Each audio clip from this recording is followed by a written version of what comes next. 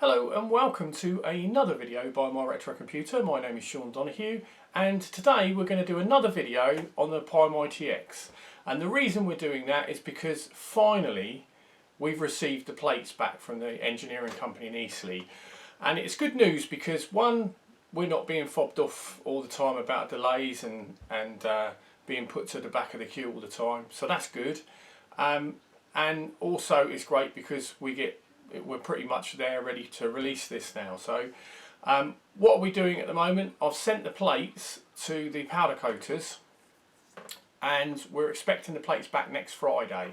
So that's really good news. The powder coaters are powder coating the 3.5 inch card replacement plate black, and then powder coating the rear I/O shield black, and then they're screen printing the word on the back rear I/O shield Pi My ITX in white.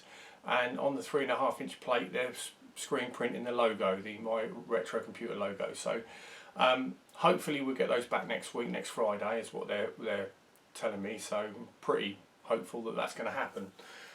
So why are we doing another video on this when we've already covered it? Well, that's because of the SD card socket, because it used to be on the 3.5 inch plate and we've moved it to the back, the rear I/O shield, and I think that deserves another video. I'm going to try and keep it as brief as I can. I'm also going to steal part of the back end of the video, the last video we did on this, because that's where the coding is, so I'm going to insert that into this video. But yeah, so let's crack on and let's have a look at what you get in the kit.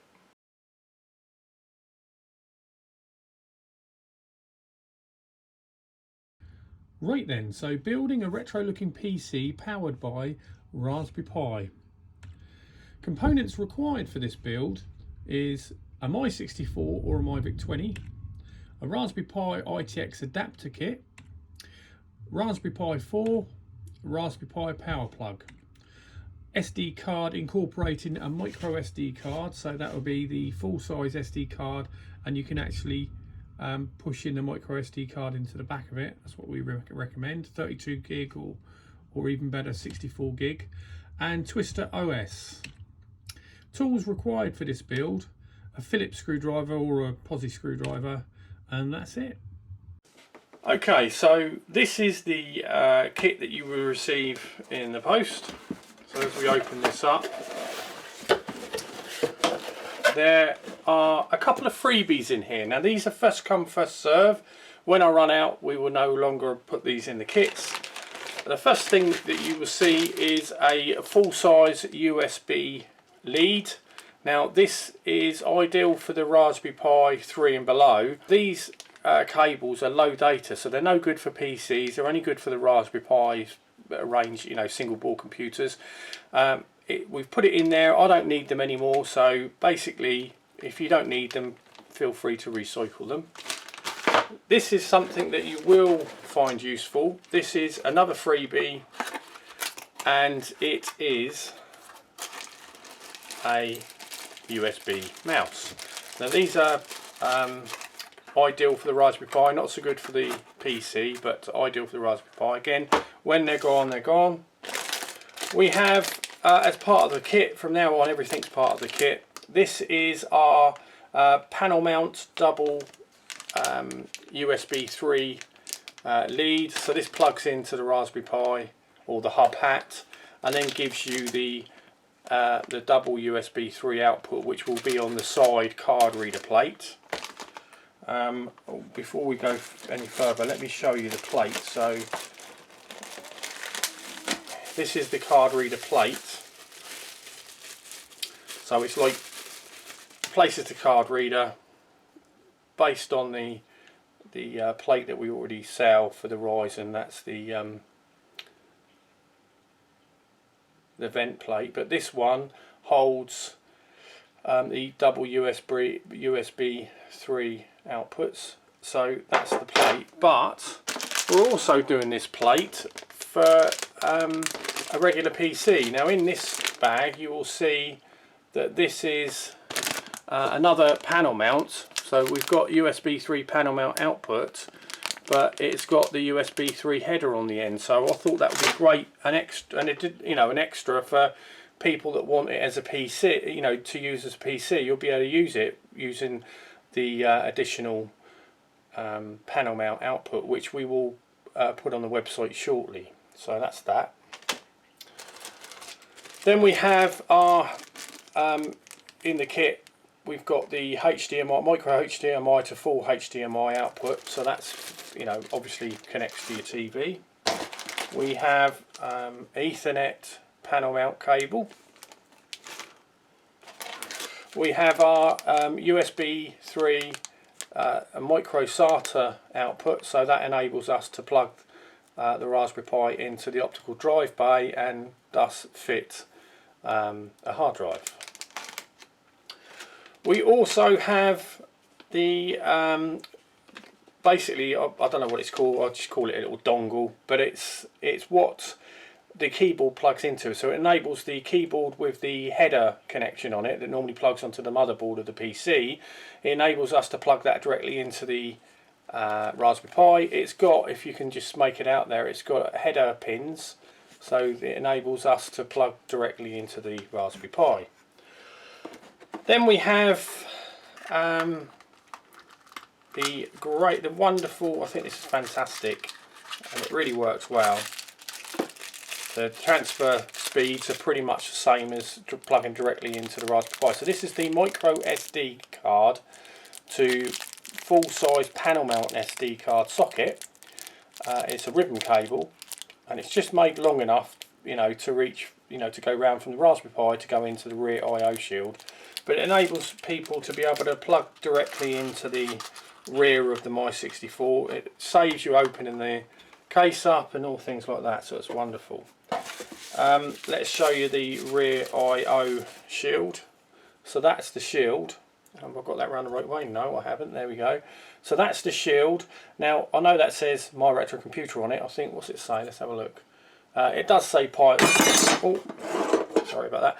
It does say Pi My ITX, but on the finalised plates that we're going to get from the powder coaters, it's screen printed, and all it says is Pi My ITX in white. So we're not having My Retro Computer written on the back. So that's that. We get some extra screws. I'll mention that when I do the build in a minute, but there was no reason to put these screws in. Well, there was. I needed to put two screws in because these screws connect the micro SD card, the panel mount part of the full-size SD card.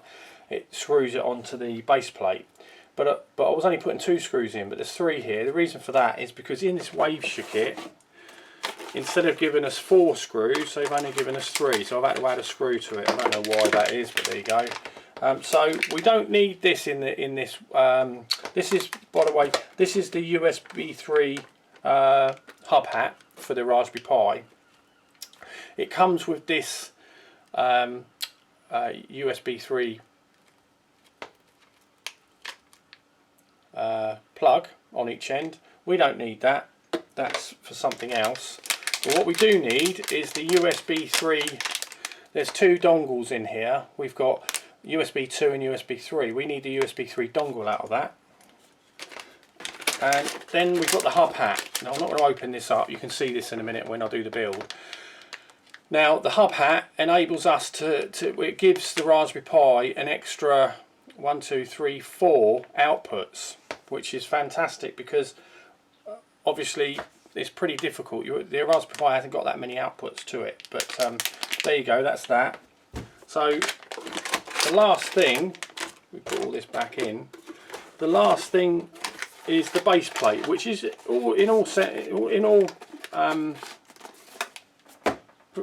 basically all this is a mini ITX size base plate, but it enables us to, so this plate goes down into the computer first, and that enables us to screw the Raspberry Pi to these 4 posts. This right angle piece that's folded here, that is where the full-size SD card mounts to, and you can see that's for the 2 screw, the extra screws that I've fitted in. So that's everything in the kit. It's taken me a few minutes to go through this, but it's very simple to put together. So let's move on to the installation part of this tutorial. Okay, so we're going to pretend that this is a mini ITX, motherboard. It's the same size, and the first thing we're going to do is get our micro SD card to full-size SD card panel mount, and we're going to screw this onto there. So what we need is the bag of screws, the 4 screws. They're like 2mm tiny little screws, so don't lose them. Oh, I forgot to say, the only tool that we're going to need for this, I think, is just a small Phillips Aussie screwdriver. So we're just going to screw this on. It's got 2 fixing points. I'll do the bottom one first because it's harder to see it. And what I'm going to do is actually thread the screw through first, and then offer it up, and put this in. And I'm not going to do it up. My famous words, don't do them up until all the screws are in. I'm going to do that, put this one in, and once this is in, then we can do it up tight.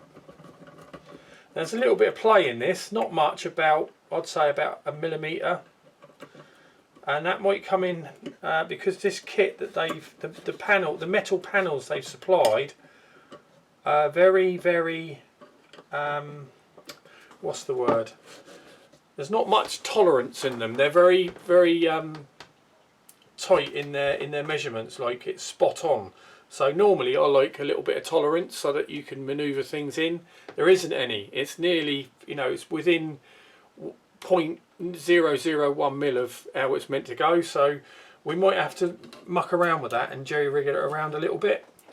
The one thing I forgot to mention is obviously we've got to have the Raspberry Pi 4. So here's a Raspberry Pi 4. The first thing we're going to do with this is actually plug in the micro SD card to the underside of the Raspberry Pi 4. So we'll do that now. And then we're trying to make it, in the nicest. It's like, how do you say it?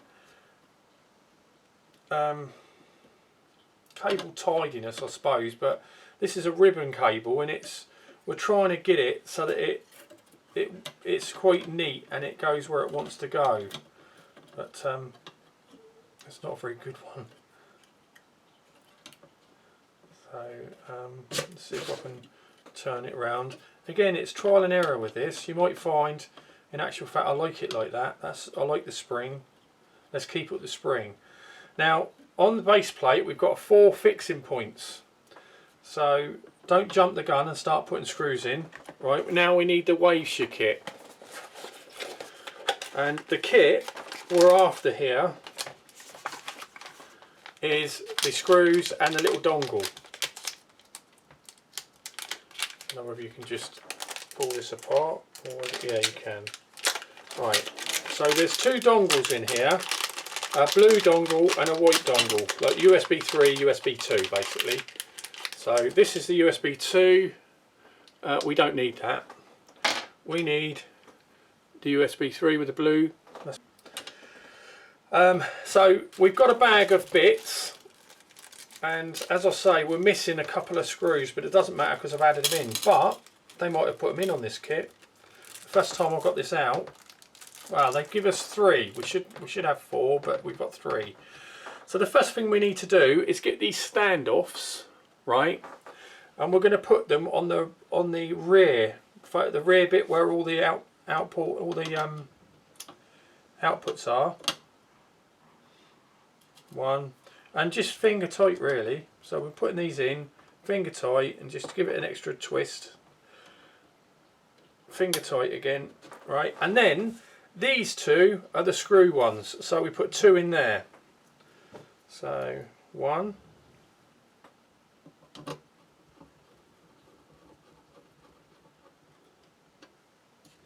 and 2.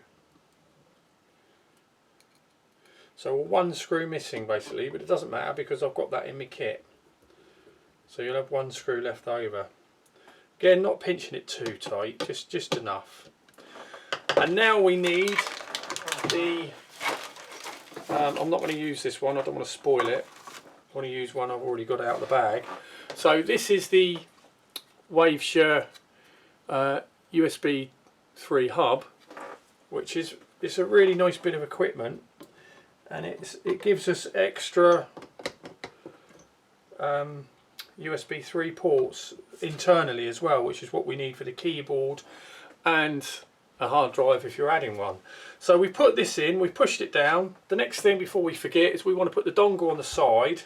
So if I just take these, you get in the actual Waveshare kit, you get some little mini nuts.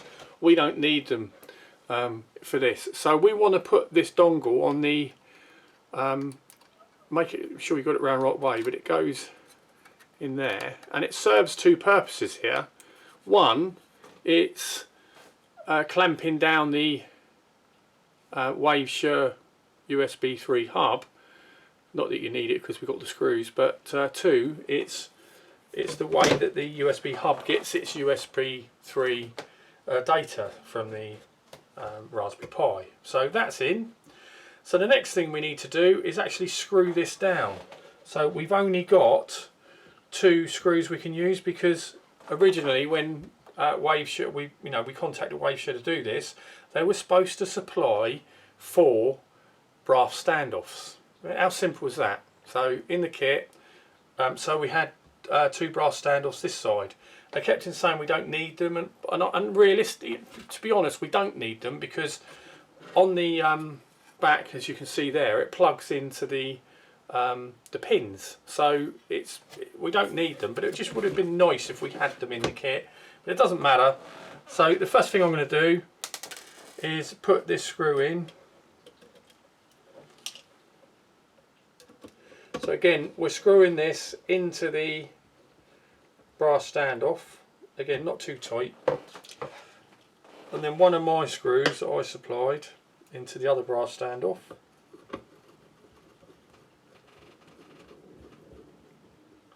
Yeah, not too tight. So what we've got here is pretty much that part of it done. Now we need to bring over the bottom half of the My 64 or My VIC-20 case to put this in. And this is where it gets not complicated, but do you remember me saying about the tolerances? There aren't any. Well, what little tolerance we've got, we're going to need, because the rear I/O shield has got a slit in it for the SD card, and if they don't go in the spot on the right place, the SD card's pretty tight. So I'll explain that now anyway. Let's move this box out of the way, and let's bring in the My 64.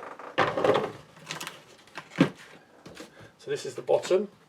I'm gonna assume that you've got your any fixings that comes with the My 64. Now I'm going to move that out of the way for a sec, right? So we'll put this roughly over the 4 holes for screwing down. And what we're going to have to do now is bring over the I/O shield. And this is where I recommend you actually getting hold of your full-size SD card and plugging it in. You plug it in, so it's actually plugged in. You get your I/O shield round the right way so it's in line with the SD card, and you slot this down into place. No, you don't. I just forgot. We haven't put on the Ethernet cable. Better do that now before we do this. So let's put the Ethernet cable onto the rear I/O shield. Now there's a little bit of a naff up with this. These aren't the correct Ethernet panel mounts. It's entirely my fault, and it was too late to change the design on the. I didn't want to wait another year for them to do the plates if I changed the design. But basically, it's out slightly, but it still fits. But yeah, at the same token as the same thing I said earlier, only put the screws in. Don't do that tight, and then until you've got the other screw in, and then once you've got the other screw in, then you can bring them in tight.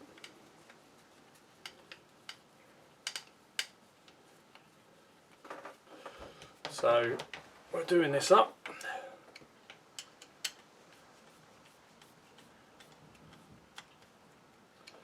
So that's done up. So we've got that. I don't care whether it's around the wrong way. If I've got it upside down, it doesn't really matter. So that's in place. So now what we're going to do is feed this underneath the ribbon cable of the SD card, and then we're going to slot this down into place, and then we're going to bring the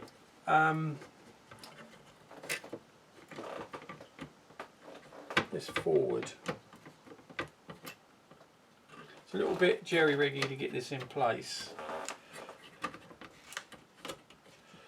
Right, and then what we want to do is, now we brought this forward, is we want to put the 4 screws into the ITX plate. So I'm assuming you've got your screws from your My 64 kit. I've got to find what I've done with mine. Okay, so we're going to bring these in. Remember, don't do them up tight yet. Just put them in a few turns so they're actually in place.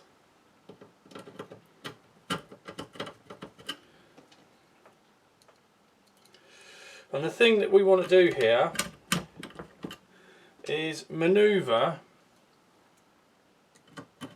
the I/O shield forward, back, side to side to try and get the, see at the moment the SD card fits in there beautifully. That might change as we do these up, so let's just pinch the 2 back ones up first. Right, and just check it, make sure it works still, and it's working fine. So let's do this one up and see what changes.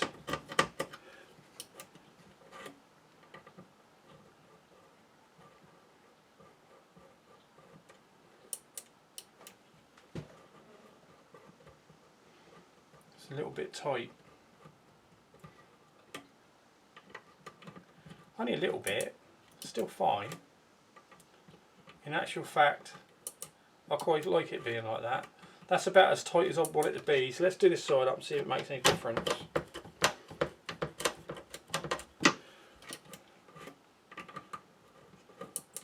I'm happy with that. So you can see that's working, comes out, goes back in. So that's working. So the next thing we need to do is let's plug in the Ethernet into the Raspberry Pi. What else have we got to do? We can do this as well, so why don't we get hold of the mini SATA, and again we want to make this so that it fits really nice. So just going to plug this in. I don't know what, yeah, right. So what we want to do is, this is a USB 3, and we want to get this underneath the dongle.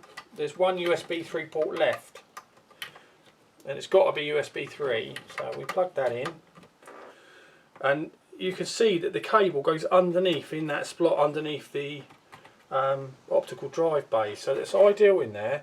Now this kit does give you 2 of these thumb little dongles to screw into the back here, but I can never get them in. I mean, by all means, if you can get them in, that's fine, but I can never get them to actually do up. So in actual fact, is there any, there's no fixing there anyway. There is on one side, so I don't think. And you don't, you know, to be fair, you don't need them anyway. It's not going to go anywhere. So there's only one more thing to plug in now, and that is, well, there's 2 more things, but let's get this one done. So here we've got the dongle for the keyboard, so let's plug that in.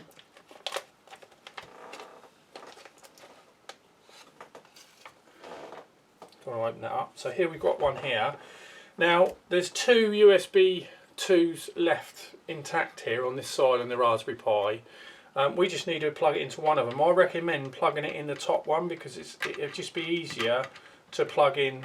You have to do it at a slight angle. It'll just be easier to plug it in there because it's easier for you to get to the header cables for the keyboard. So that's that done. And then the last thing to do is the USB 3 cable. Again, I'm not going to open this up. I've got one already to save me ruining that. It comes with 2 screws.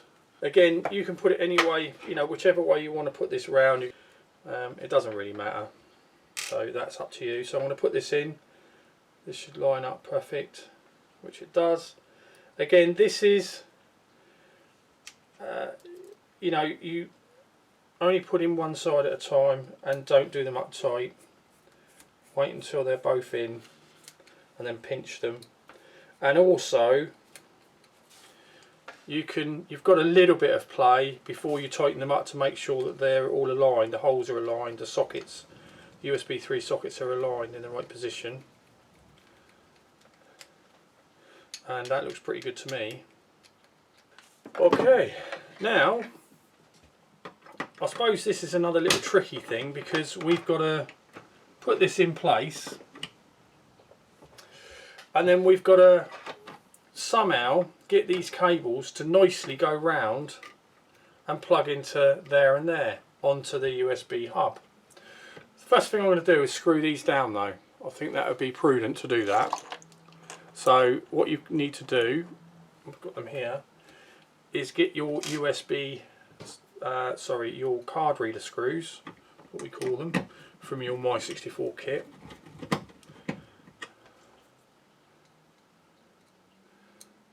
I haven't done the other side tight yet. I've got it down to the pinch and then stop, so I've still got movement. But these fit quite nicely. Okay, so this is the last thing to do, and what we're trying to do here is manoeuvre these around so that they fit really nice. There's a little bit of a sort of like a struggle to get these in, but they go in alright.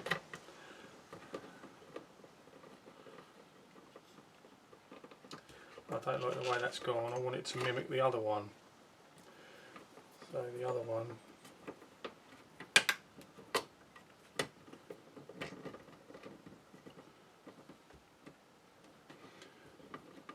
that. See, it's a little bit finicky this, but it's worth spending a little bit of time on it to get it right. Let's put that back in.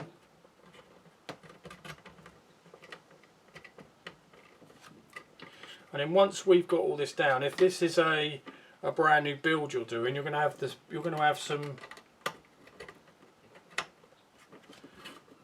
cable ties left, and we could maybe cable tie them together down there out the way.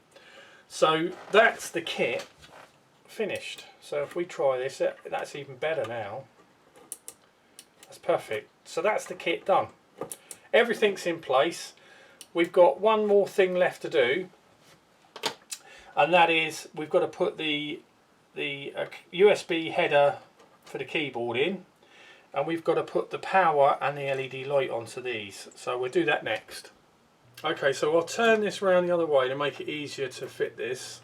So the first thing we're going to do is undo our little cable restraint that you get with the My 64 on the LED. And the first thing we're going to have to do with this is cable tie this up, because cable management, these are really untidy. So the first thing we do is, on here it's best to cable tie these folds. So where you see the first fold from where it was wrapped up, I'd cable tie that fold, and then this fold here, I think that'd do.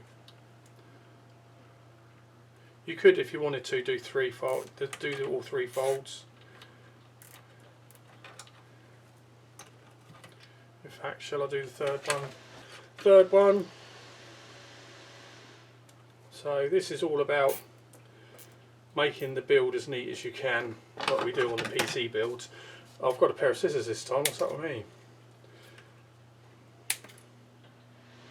Cut them off. Right. First thing we're going to do is, we've got this row of, which is great that Wave should do this, they give you access to the pins. So we need if we count along from on this side, if you count 1, 2, 3, we need the third ones along, and ground is on this side and positive's on that side. So if you look at your power switch, we need, if you turn it to the back, there's a little arrow. The arrow is indicating the positive. So if I turn it around this way so you can see the writing, and then we're going to plug that in there. So that's on the third row in. And then what we need is the positive on the LED light, and that plugs in on this side right next to that one. So I'll put a picture in anyway so you can see it. Right, so that's that. And then the last thing to plug in is the negative, and that goes the last pin but on that side, so you can see the position. So I'll take a photograph of that so you can see that. Okay, so what we're going to do now is plug this in. So I think it's best to take this back out at this point, and what we're going to do is hold it so that the pins are facing up, and then what we want to make sure is the red one is going in the pin that's furthest away from you if you're holding it like this. So if we go like that, again I'll take a picture of this, so the red one is furthest away. So if I plug this in like this, you'll see what I mean. So I'm plugging it in back into the Raspberry Pi, and the red one is closest to the I/O shield. It was pretty, me doing it like that, showing you like that, it's pretty much impossible to get this wrong. I haven't got the fan put in, but for the purpose of showing you this, you can put the fan in. I'll just tuck the wires in there. Some of you might want to actually get the fan going, and you can work out how to plug it in onto the GPIO pins. That's entirely up to you. But I'm just going to close this up. Now remember, there's no moving parts inside, but you want to make sure that the wires are not in the way of any fixings, because one thing you don't want to do is put a screw through one of the wires, because I've done that on one of these builds.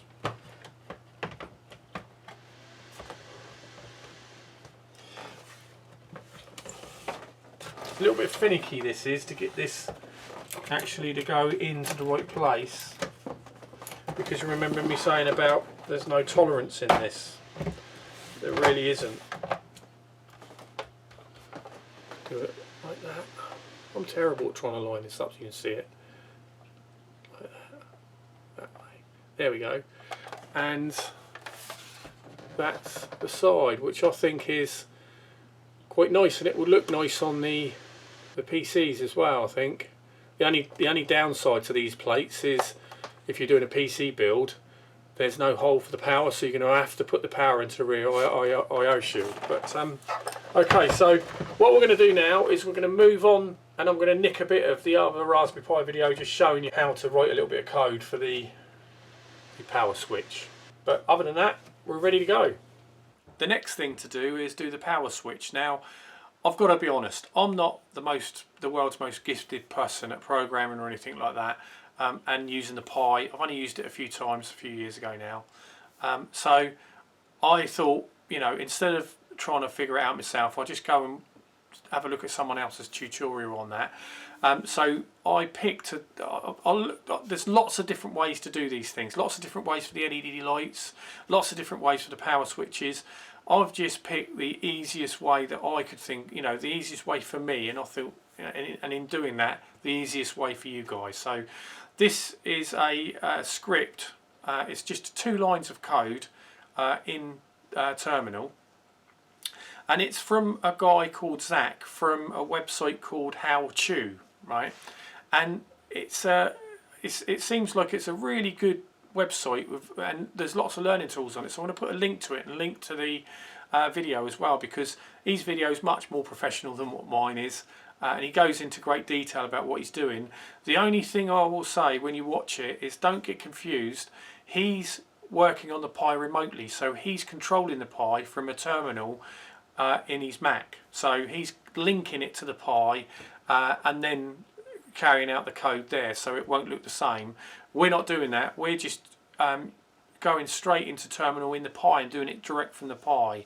So let's go straight to that now, and then I'll show you. It's so simple.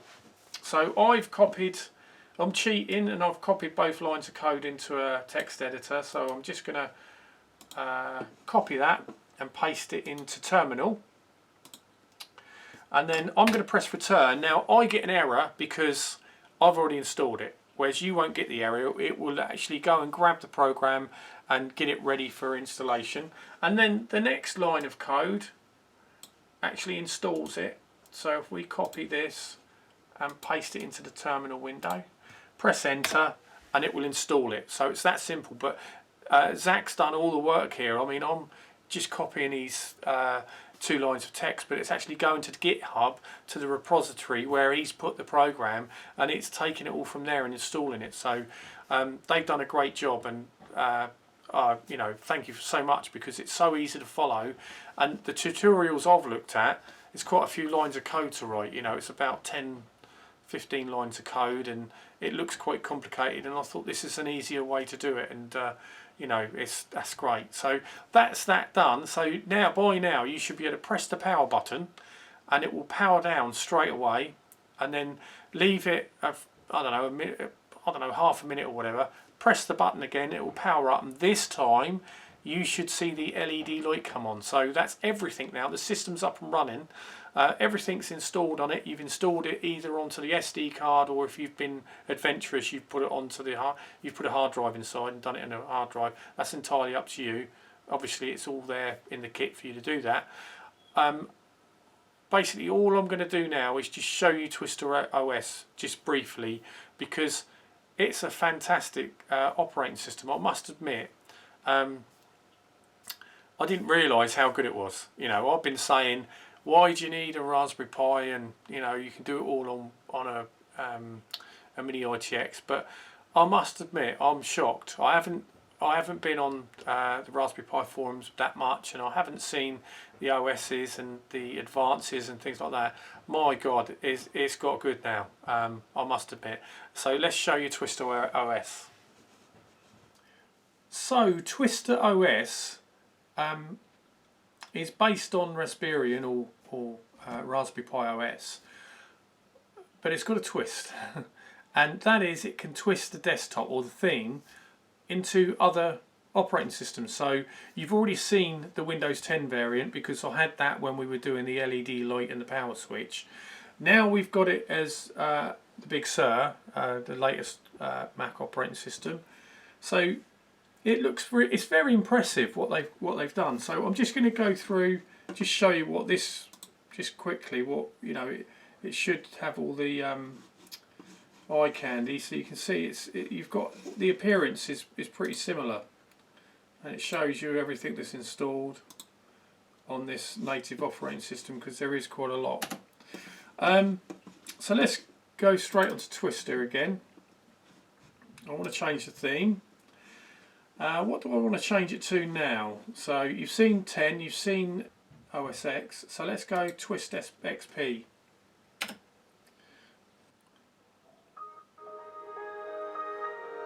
That's great, isn't it? So now it's Windows, it looks like Windows XP. It's even got the tune, and again you've got the start menu, you've got the blue bar, and it just looks like Windows XP. So that's all the twists I'm going to show you. There's plenty to go through, and I'm sure there'll be more coming online, you know, at a later date. But not only does it do that, but you can also, it's also got Raspberry Pi, Retro Pi installed on the desktop. So it's not, I haven't configured it, but so it's emulation station, and it's got no gamepads. But if I went through all that, you can install your games. Sure, there's lots of tutorials how to do that, and how you go back to the desktop is you press the FN key and F4. So that wraps things up for this tutorial. I know it's been a mix and match where we've added some footage from the old video, but I didn't see the point in going over those items again when I've already done them, so I've just added them from the last video. But I hope you enjoyed it. So there's a couple of things I just want to say before we finish, and that is obviously this kit doesn't come with the Raspberry Pi 4, so you need to buy the Raspberry Pi 4 and you need to buy the power supply for the Raspberry Pi 4. Everything else is in this kit. So I've tried to make it as easy as I can for people to follow it and people to build their own My 64 or Pi, build their own Pi My ITX. So that's that. Is there anything else I need to say? Not really. Trying to think. Oh yes, there is one more thing.